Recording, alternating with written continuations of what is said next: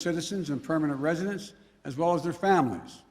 It includes SIV applicants and their families, those Afghans who have worked alongside us, served alongside of us, gone into combat with us, and provided invaluable assistance to us, such as translators and interpreters. The United States stands by its commitment that we've made to these people, and it includes other vulnerable Afghans, such as women leaders and journalists. In fact, working in close coordination with the management of the New York Times, the Washington Post, and the Wall Street Journal, we have successfully evacuated all 204 of their employees in Afghanistan on U.S. military aircraft earlier this week. We've established the flow of flights, and we've increased the number of people we're moving out of the country. We paused flights in Kabul a few hours this morning to make sure we could process the arriving evacuees at their transit points. But our commander in Kabul has already given the order for outbound flights to resume. Even with the pause, we've moved out 5,700 evacuees yesterday. And we're working on a variety to verify that number of the Americans who are still in country as we work on this, because don't have the exact number of people who are Americans who are there, and those who may have come home to the United States. We want to get a strong number as to exactly how many people are there, how many American citizens, and where they are. Just yesterday, among the many Americans we evacuated, there were 169 Americans who we got over the wall into the airport using military assets. We're also facilitating flights for our allies and our partners, and working in close operational coordination with NATO on this evacuation. For example, we provided overwatch for the French convoy bringing hundreds of their people from the French embassy to the airport. These operations are going to continue over the coming days before we complete our drawdown. We're going to do everything that we can to provide safe evacuation for our Afghan allies, partners, and Afghans who might be targeted because of their association with the United States. But let me be clear. Any American who wants to come home, we will get you home. But make no mistake, this evacuation mission is dangerous. It involves risks to our armed forces, and it's being conducted under difficult circumstances. I cannot promise what the final outcome will be, or what it will be, that it will be without risk of loss. But as Commander-in-Chief, I can assure you that I will mobilize every resource necessary. And as an American, I offer my gratitude to the brave men and women of the U.S. Armed Forces who are carrying out this mission. They're incredible. And as we continue to work the logistics of evacuation, we're in constant contact with the Taliban, working to ensure civilians have safe passage to the airport. We are particularly focused on our engagements on making sure every American who wants to leave can get to the airport. Where we have been seeing challenges with Americans, for Americans, we have thus far been able to resolve them. We've made clear to the Taliban that any attack on our forces or disruption of our operations at the airport will be met with swift and forceful response. We're also keeping a close watch on any potential terrorist threat at or around the airport, including from the ISIS affiliates in Afghanistan who were released from prison when the prisons were emptied.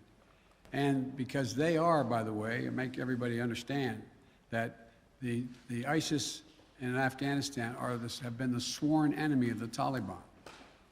I've said all along, we're going to retain a laser focus on our counterterrorism mission, working in close coordination with our allies and our partners, and all those who have an interest in ensuring stability in the region.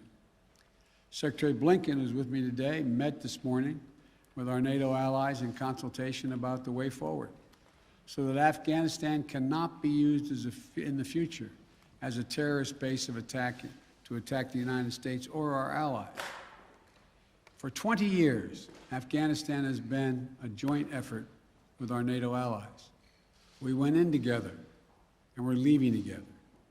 And now we're working together to bring our people and our Afghan partners to safety. In the past few days, I've also spoken directly with the British Prime Minister, Mr. Johnson, Chancellor Merkel of Germany, and President Macron of France.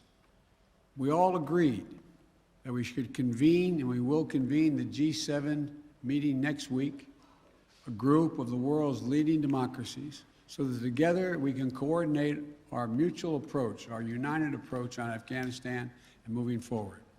We are united with our closest partners to execute the mission at hand. We've also discussed the need to work with the international community to provide humanitarian assistance, such as food aid and medical care for refugees who have crossed into neighboring countries to escape the Taliban, and to bring international pressure on the Taliban with respect to the treatment of Afghan people overall, but including Afghan, particularly women and girls. The past week has been heartbreaking. We've seen gut-wrenching images of panicked people acting out of sheer desperation. You know, it's completely understandable. They're frightened, they're sad, uncertain what happens next. I don't think any one of us can see these pictures and not feel that pain on a human level. Now we have a mission to complete in Afghanistan.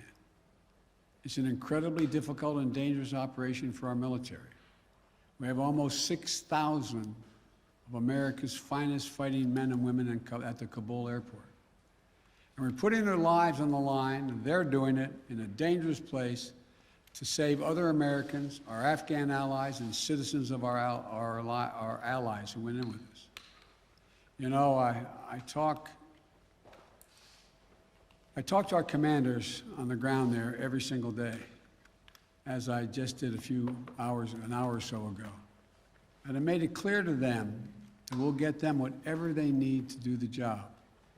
They're performing to the highest standard under extraordinarily difficult and dynamic circumstances. Our NATO allies are strongly standing with us, their troops keeping sentry alongside ours in Kabul, as is the case whenever I deploy our troops into harm's way. I take that responsibility seriously. I carry that burden every day, just as I did when I was vice president. My son was deployed to Iraq for a year. There'll be plenty of time to criticize and second guess when this operation is over.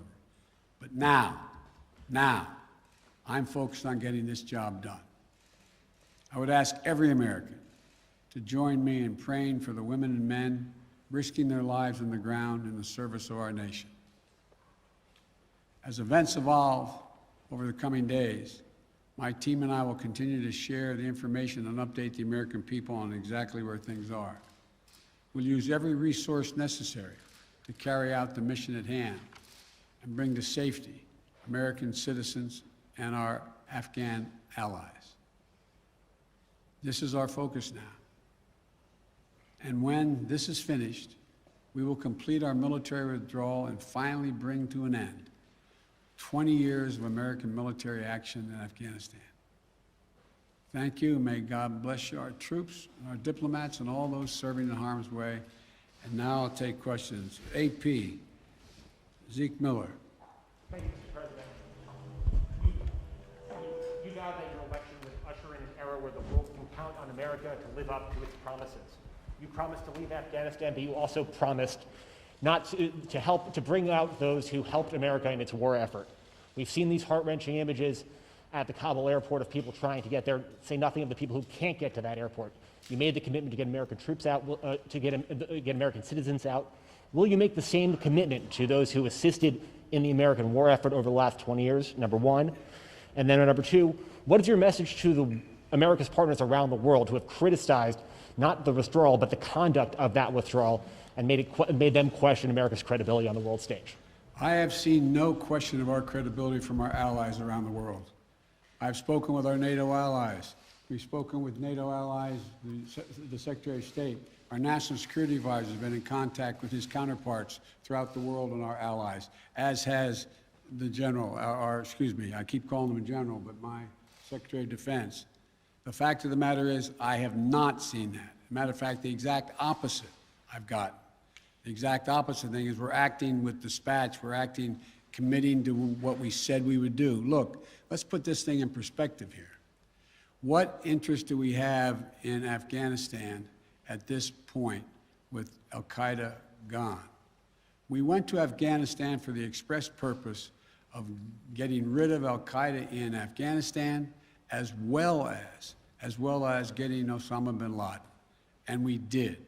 Imagine, just imagine, if that attack, if bin Laden had decided with al-Qaeda to launch an attack from Yemen, would we ever gone to Afghanistan?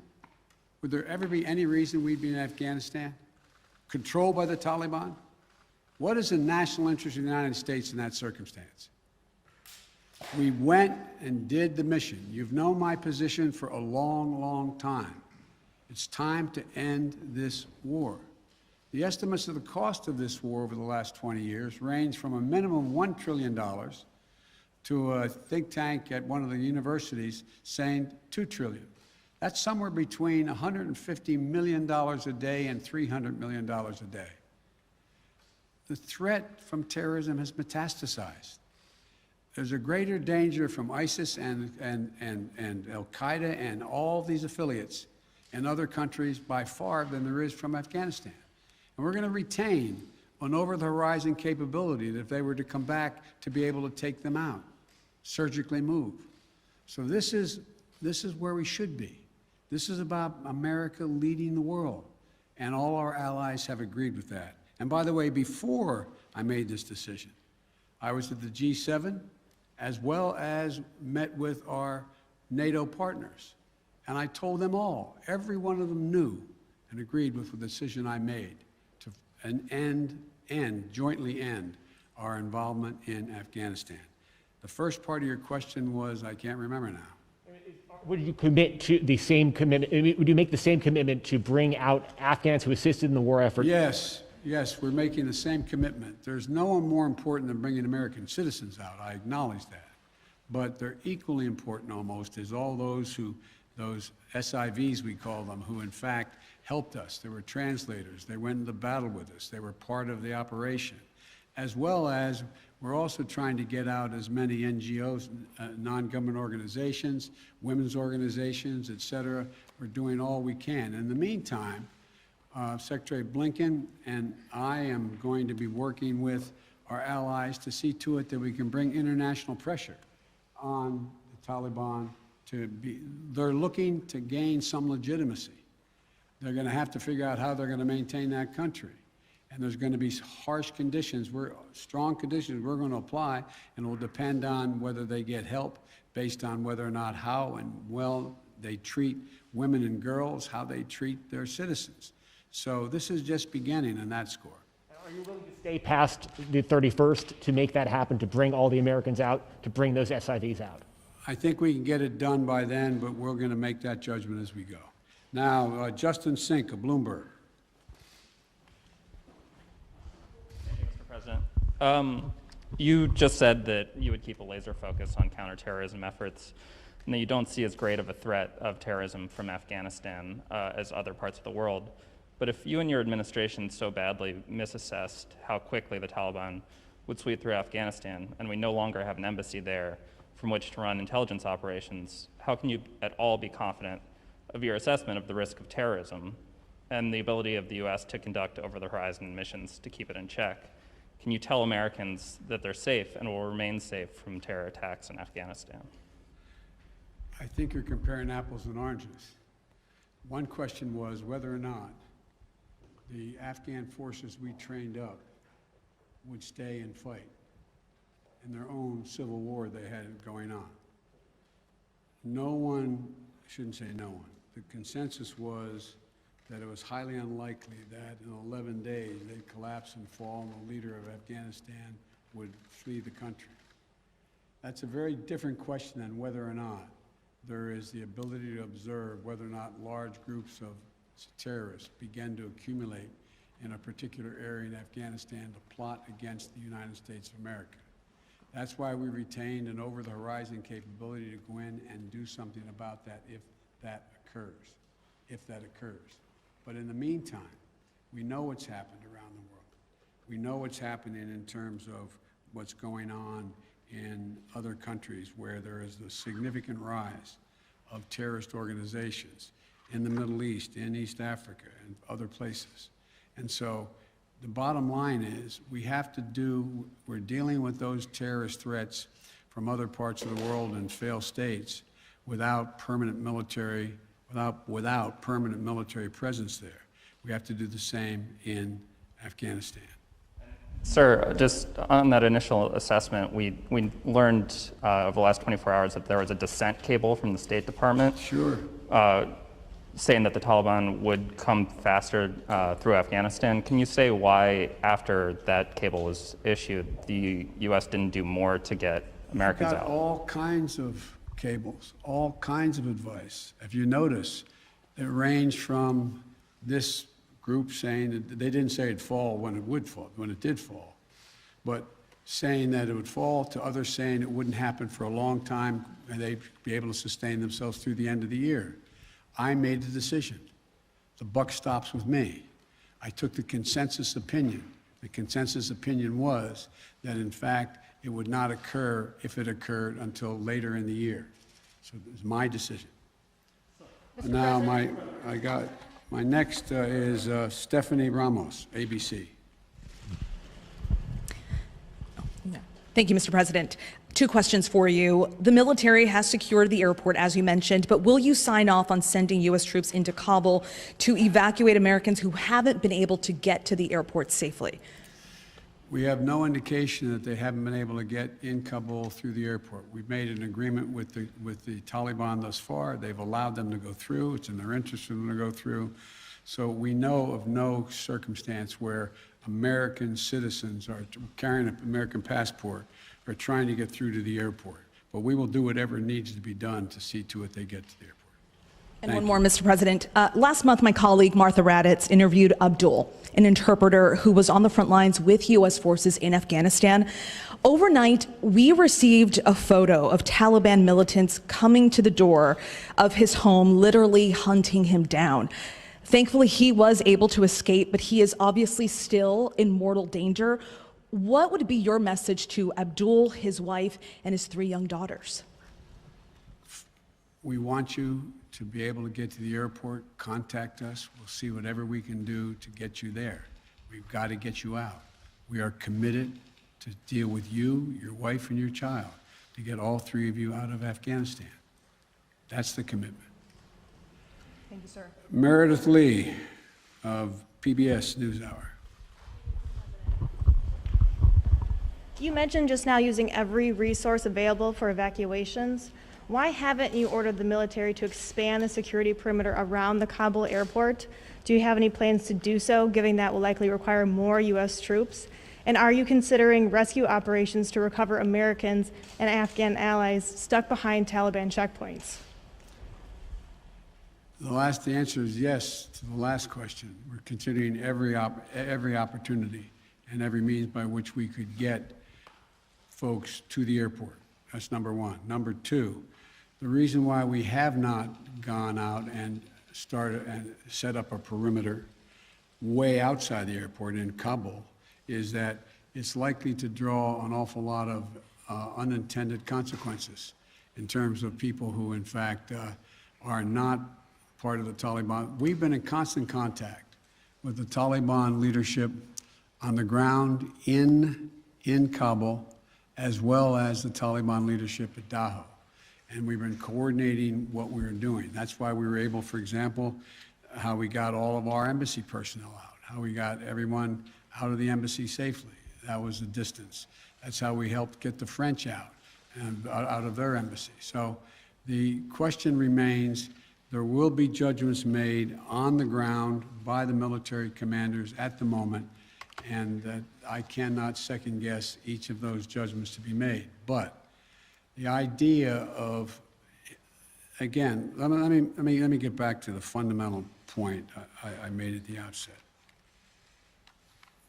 When the decision was made by me that, and it was made some time ago, and I ran 4 presidents saying I wanted to get us out of Afghanistan. One of the things that